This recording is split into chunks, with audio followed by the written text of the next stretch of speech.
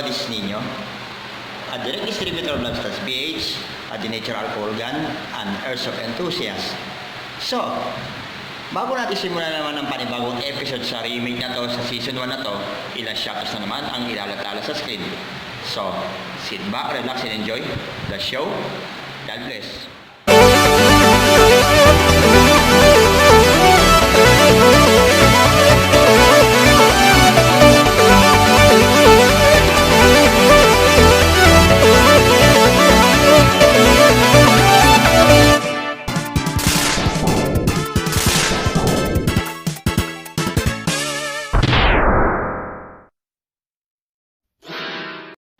Now, we already give it a shoutout, so ano pa bang hinihintay natin? Bakbakan na natin ang panibagong episode dito sa remake season 1.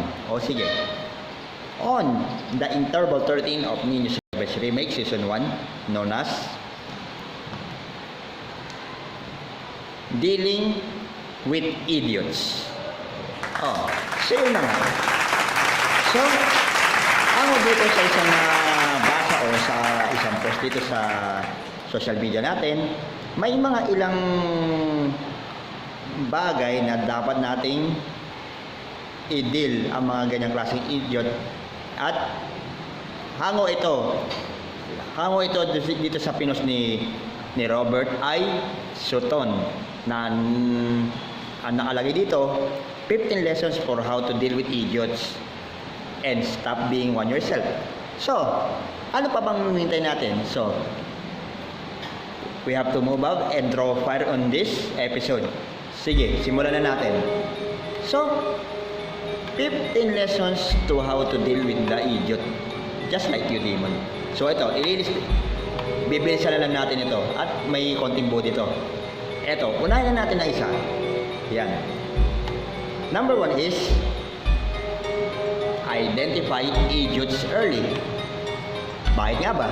So, the sooner you can identify an idiot, the sooner you can start to protect yourself from them. Kagaya ng ginagawa ko. Sa haba-haba ng mga tungkulan ko dito, at simula pa nung high school until now, ang bilis ko maka-identify na maagayin nyo ng mga idiot, no? Di ba?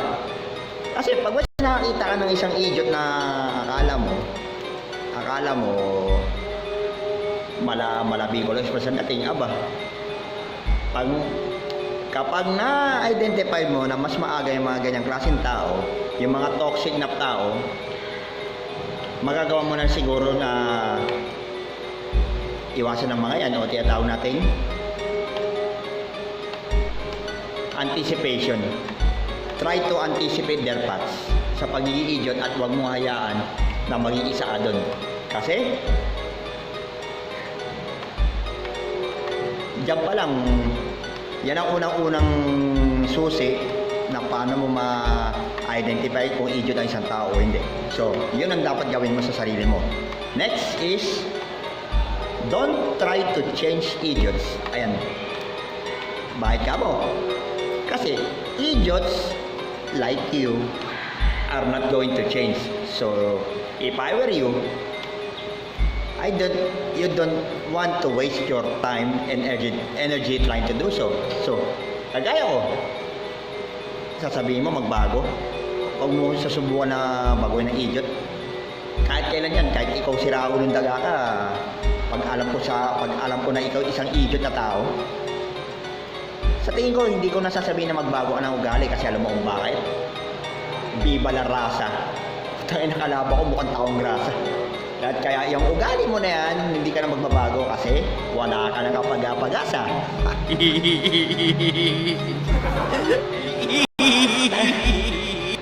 Ba't ko nasabi yun na wala ka na kapag-apag-asa? Puta! Hindi, kasi ikaw, na isang idiot, hindi ka dapat na bumangga sa isang katulad namin na mga biyasa. Tingnan mo yung mukha mo, mukhang puking binasa.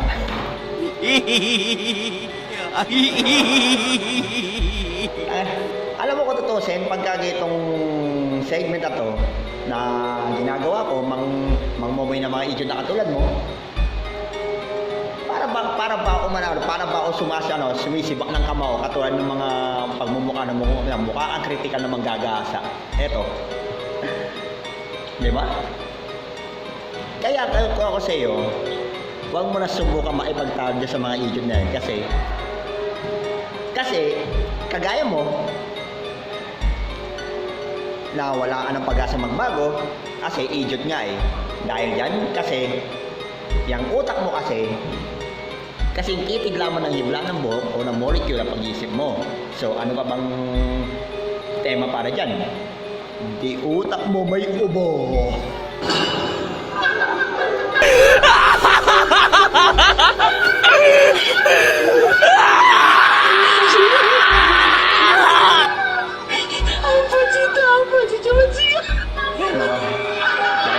Sinabi ko pa lang, huwag nyo na subukan na sabihin sa mga idiot na katulad ng mga taga-sanlibutan na yan na magbago.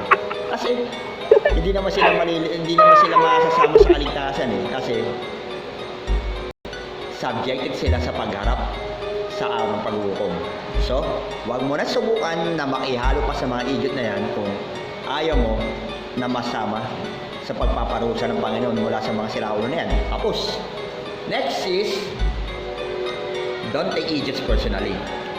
Bakit? Idiots are not attacking you personally. They are just being idiots. Yan. In short, wag do. Kagaya nung putang ng taga-sanlibutan na yung nagagalit sa akin sa mga vlog ko na siya sabi hinahanap-hanap daw ako, hinahanting-hanting daw ako ng mga taga-sanlibutan na yan dahil nagagalit sila sa mga pinagsasabi ko yung mga ano ko sa vlog, inatamaan siya.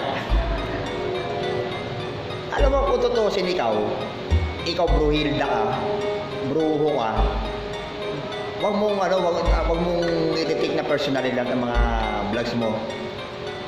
O don't take it personally kasi saktong-sakto sa iyo yan eh. Kagaya niyan, nagpo-post ako ng mga about sa mga sitas ng Biblia na lagi ko na ba na nababasa sa Bible, sa inaano ko sa social media. Tapos may biglang mag-comment, sakto-sakto sa iyo yan. Huwag nila sasabihin na may personal ako din sa social media, sa mga vlogs ko. Kasi talata ng Biblia yan eh, na pinupost ko eh. Tapos nagagalit ka sa akin, gusto mong kulay na lang, abangan mo ko sa pain mo ko. Tamaan ka sana ng kidlat bago mo gawin ang bagay na sa akin.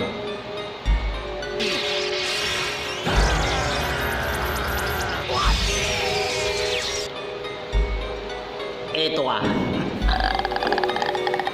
Kaya sabi ko sa'yo, lahat ng mga postings mo sa Facebook, pati sa mga vlogs ko, don't take it personally. Kasi nagbubukha ka lamang na idiot sa mga bagay na yan eh. Kaya, kung talagang professional ka, hindi ka dapat mapagpato sa mga itong klaseng bagay. Tapos, so, next is, set boundaries with idiots. Paano yun? So, okay, sige. Simple as that. Ayan. Don't let idiots into your life if you don't have to. Ibig sabihin, pag alam nyo pala ang idiot ng isang tao at gusto maisawsaw sa inyo at wala namang magawang mabuti, huwag mo lang maisamahan yung mga yan. Puta yan. Sasabihin niya, for the sake of paikisama, kung ano, no? Pero alam ko yung mga ganyan, may mga ulterior motive mga yan. Kaya kayo, mga kapatid, mga kamonggol, ingat-ingat tayo sa mga pagpili ng mga tao, mga kasalumon natin. You are one stupid idiot. You stupid idiot. Just like that. Ingat din sa mga pinupunta natin ng mga tao o pinakikisamaan. Hindi natin maalam, baka maisala tayo sa mga idiot na yan. So, trust no one. Tapos, sunod na, ayan, may panlima na yan, ito. Don't argue with idiots. It's a pointless exercise. Ayan, madali explanation niya para sa akin. Ibibigay ko sa briefing sa inyo. So, if someone who win an argument will both end up losers. Alam mo, para ba yung sinabi ng mama ko nun? The doer and the receiver are the same sinner. Oh, pareho kayo mga idiot nga mapagpatol. Kagaya nung sinasabihan yung paliw si ninyo, mayabang si ninyo. Oy, alam mo pala siya sa amin yung baliw ako, ba't yung pinatulan? Sino sa atin dalawa mas baliw sa atin ngayon? At sinasabi nyo na mayabang ako. Alam mo pala mayabang ako, tapos yayabangan mo pa. Sino din sa atin kaya sa atin dalawa mas mayabang sa atin ngayon? Alam mo, ganyan mga pag-iisip nyo yan? Na mga small time na pag-iisip mo dahil di kayo nakapag-ano? Dahil utak nyo pag elementary lang pag kinder lang Bakit? Minsan ka lang gumawa ng bagay, maka-achieve na isang bagay, sasabihin nyo, mayabang na. Nasabihan ako ng mayabang sa mata ng mga inggitero at inggiterang kagaya mo. Kaya wag mong sasabihin at hindi ko sasayahin ng oras ko sa inyo na makipagbardagulan at sapaan katulad nyo. Tapos, number 6, ito pinakamaganda. Don't try to explain yourself to idiots. They won't understand. Kasi, kagaya na nasa number 5, it is a pointless thing na ay makipagpaliwanag ka sa isang idiot. Kasi alam mo kung bakit? Sarado kasi ang utak ng mga yan Sarado ang utak nilang may ubo. Kaya, hindi ko nasasaya, hindi nyo na dapat sayangan ng mga bagay-bagay na makipagtalo sa mga walang utak na kagaya nitong mga taga-sanlibutan na to na may manira ng kung ano-ano, religion, pag-atako, at kung ano-ano pa sa mga paligid. So, wag na natin sayangin na makipagpaliwanagan dyan sa mga idiot na yan, na taga-sanlibutan na yan. Tapos, next is, don't try to reason with idiots. Isa rin yan. They are not reasonable people. Palibasa kasi hindi nila sa utak, sa vocabulary ng mga idiot, yun ang wala sa kanila. Logic. Kasi, logic, sabihin na lang natin, logic is a science of a correct thinking. Ethics is a science of correct reasoning. Yan ang bagay, yung dalawang bagay na yan, ethics at logic, ang wala sa mga idiot na yan, mga yan. Wala talaga sa kanila yan Kaya, wala na siguro ako dahilan para maipagpaliwanagan pa sa mga idiot na katulad mo. Eto ka. Sira ulo ka Ako pa sasabihan mo na idiot sabi, mukha lang ako mukhang pinag-aralan pero hindi ko lang sinasabi. Kasi pag sinabi ko, yari na naman. Kasi, hindi siguro lahat ng mga tao ginaganyan mo. Baka naman itong sinasabi niya itong bobo na to natuto. Kumanda nga talaga kayo. Kaya wag na wag na kayong magbigay ng dahilan pa para maipagtalo sa mga idiot.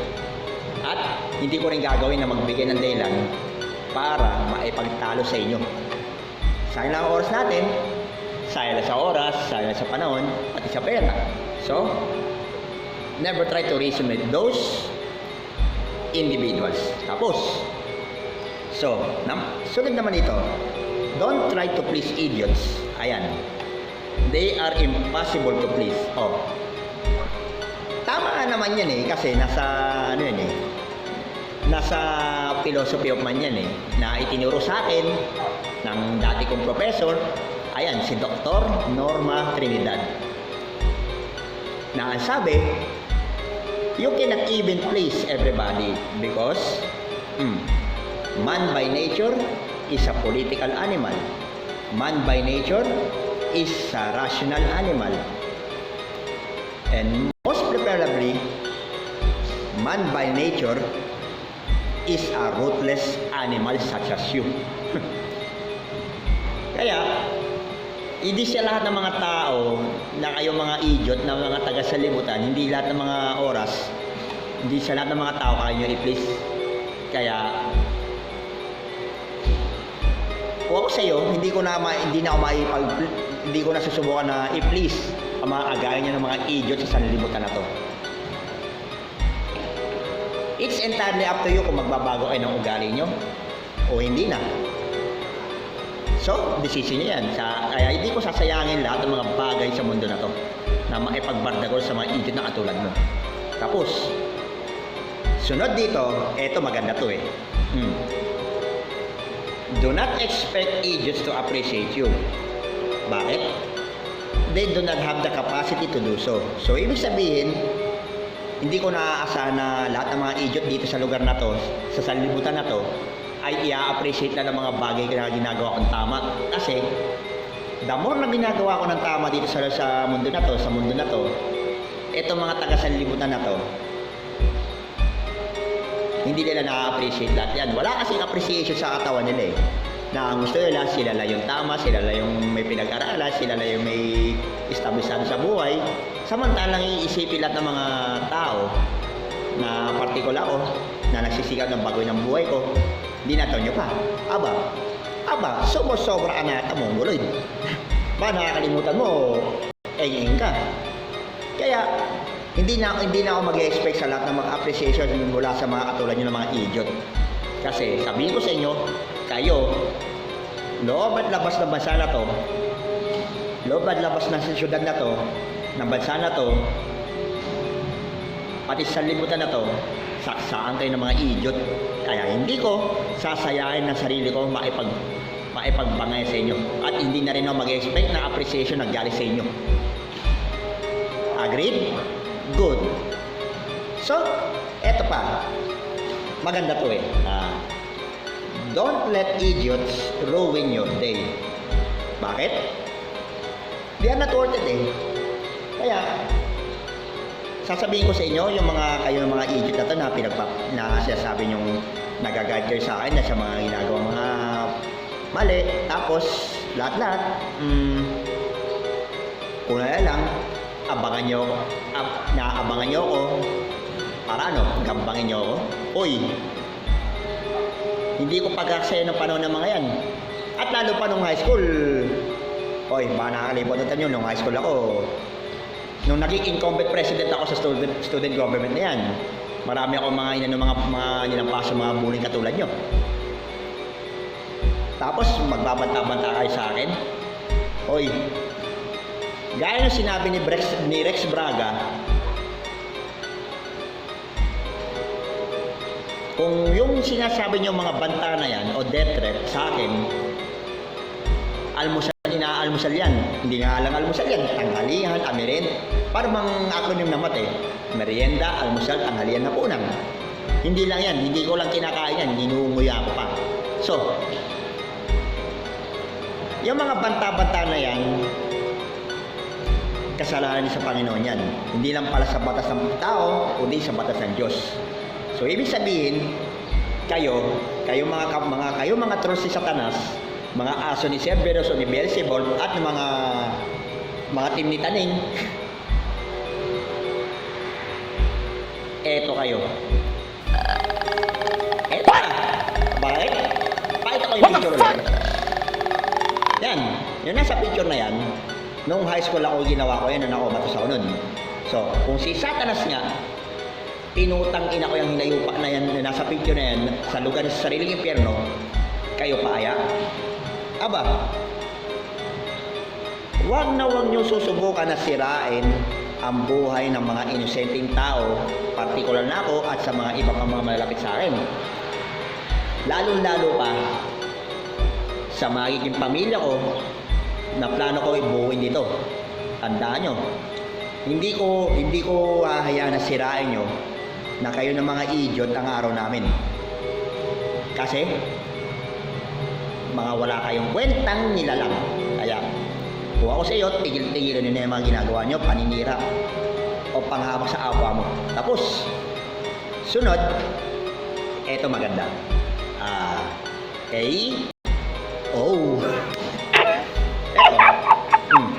Don't become an idiot yourself. It's easy to do, but it's important to remember that there is no excuse for that kind of bad behavior. Kung tutusin, tama lang yan. Hindi ako magiging idiot katulad ng mga nakasagupa ko noon, ng mga nakarampa. Since high school days until this point.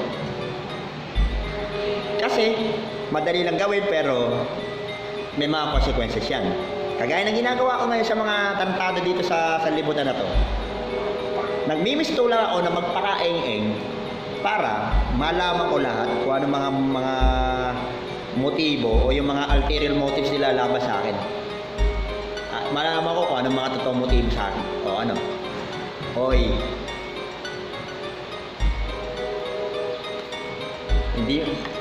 Kahit kailan hindi ako magiging idiot katulad nyo. Kaya hindi rin ako magtitiwala sa mga idiot na to. Kasi ikaw, nothing in this planet will appreciate you because you are a stupid. You are one stupid idiot. Tama. You are one stupid idiot. Kasi, may mga consequences yan sa ginagawa mo na yan na magiging idiot ka. Kaya wag mong susubukan sa akin na magpaka-idiot ako katulad nyo. Tapos, susunod natin dito, learn to laugh at idiots. Ganun.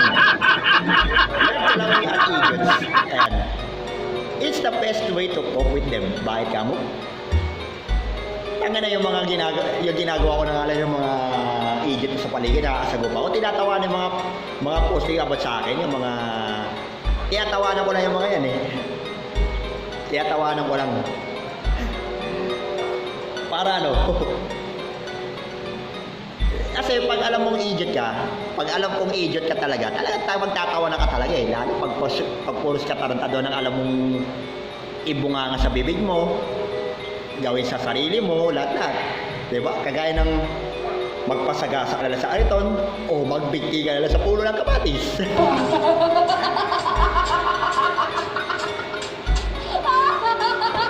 Alam mo, lahat ng mga bagay na mali na binabati nyo sa akin, pati sa iba, tinatawalan na namin yung mga yan eh. Kasi, hindi namin ina-share lahat ng mga panahon namin dyan sa mga yan. Kasi, unang-una, hindi naman kami kikita dyan. Unang-una. Tama, unang-una nga. Hindi kami kikita dyan sa mga yan. Pangalawa, hindi namin pag-aaksaya ng oras yung mga yan. Kasi nakaka-toxic nga naman ang mga bagay na yan eh. So, tama lang yan. Learn to laugh at those idiots. Yan ang pinakamatinding paraan para ma-cope out mo lahat ng mga pag-iisip nila na mukhang wala natin tuloy. Baka mayari tayo. Sunod. Tapos, so eto, sunod dito is, don't take yourself too seriously. Bakit? Idiots will try to make you feel bad about yourself, but don't let them. So ibig sabihin, kahit ano pang sabihin ninyo sa akin, kahit ano pa bang pambebega, pambabanta ako, ano mga bagay o mga paninira na binabato nyo sa akin, excuse me, hindi nyo kayang gabitin ang isipan ng isang tao na to, katulad nyo. Palibasa kayo, mga utak ina kayo, inyong taglay, puta ragis kayo eh. Yes, yeah. Dahil dyan, hindi ko, kumbaga, paaya ko lang yung mga yan eh, pero, tanda mo, may karma din ang barisay sa ginagawa mo. Kaya,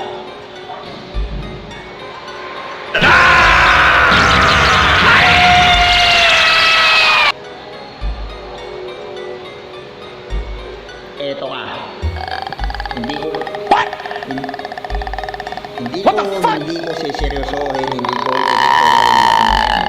ng mga paninira na yan. Kasi, ang Diyos mismo nakakaalam ng mga yan kung ano mga bagay na ginawa niyo sa akin. At sa iba pa. Kaya, Diyos na mismo ang bahala sa inyo. Tapos, next is, Eto, remember that you are not alone. Everyone has to deal with idiots at the same point in their lives. Tama. Looks like hindi naman talaga ako nag-iisa na naikibaka sa lahat ng mga ganong klaseng kampo ni Satanas na nasa sanlibutan. Marami pa yan. Kita mo nga yung subscribers ko. Magte-10K na nga. So, ibig sabihin, kampi sa akin yung mga yan. Hindi lang kasi bakit kampi sa akin yung mga yan? Kasi ibinigay sa akin ng Panginoon para may taga-suporta din ako sa channel na to. So, thank you Lord. Siyempre,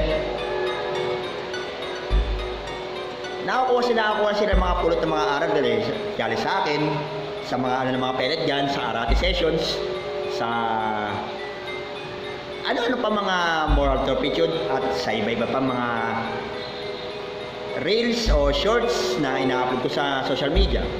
So, tandaan, hindi ka nag-iisa na ikipaglaban dito, kapatid. Andyan lahat sila. Parang parang sinasama ka ng anghel ng Panginoon. Nagpadala siya ng mga 12 batalyon ng anghel para iligtas ka sa kasamaan ng mga taga-sanlibutan na to So, tandaan, hindi ka nag-iisa, kasi hindi rin ako nag-iisa, kasi ang Diyos na mismo lumalaban para sa akin. Amen? Amen. So, last but not least, be kind to yourself. Dealing with idiots can be stressful, so make sure to take care of yourself. Totoo naman yun Maging mabait naman ako sa sarili ko Pero, sa mga masasamang tao dyan sa sanlibutan na to, at sa iba pang mga lugar dito, hindi ako magiging mabait. So yung mga nakikita nyo sa akin, mga nakaraan pa last time, na unwang mabait ako sa ibang tao, pero pagdating sa inyo, masama ugali ko. Pues, ayusin nyo rin yung trato nyo sa akin, na masaya maging maayos tayo dito. Hindi ito abusado. So, sa tanda mo, kailangan din natin ingatan natin mga sarili, kasi sa pagigipaglaban sa mga katulad ng mga putargi sa mga idiot na to ay nakaka-stress. So, kailangan natin siguro i-take care ang ating sarili. Tapos, so sa libro nito ni Saturn ay talagang sa nakita ko sa buo na to ay talagang napaka-humorous nito at insightful guide kung paano makakasagupa sa mga idiot na to. So, yan sa vlog na to, hindi lang sa libro ni Saturn, at ito rin sa mga vlog ko ay magsisilbing eye-opener sa lahat ng ating mga kapatid at mga kamongols na kung paano tayo maipag-deal sa mga difficult na tao sa sanlibutan ito. So, I hope at hindi nyo remake these lessons help you to deal with those idiots effectively and to protect yourself from their artificially negative bad influence. So this has been dealing with the idiots that have been tackled in this segment. So we had to end this vlog for now. This is Nino, a direct distributor of License PH and the Natural Alcohol Gun, an airsoft enthusiast. Like, share, and subscribe sa lahat ng mga panibagong videos dito sa remake, season 1, sa reviews, retrospects, anything and everything. Almost there, mag-vlog na tayo mga pellet gun. Wala pa mga arrivals sa ngayon. So, hintay-hintay po natin. So, sit back, relax, and enjoy the show. Soon around. God bless. Hindi ko rin napansin Dapat hindi ako naging manhid sa damdamin nyo. Hindi, okay lang sa amin. Wag mo na lang kaming intindihin. Kaya naman, baka gusto nyo nang gumanti sa akin ngayon. Yeah! Eto, libre-libre. Nakabaladra na mukha ko. Sige na, para naman matupad ang pangarap nyo. Promise, hindi ako gagante.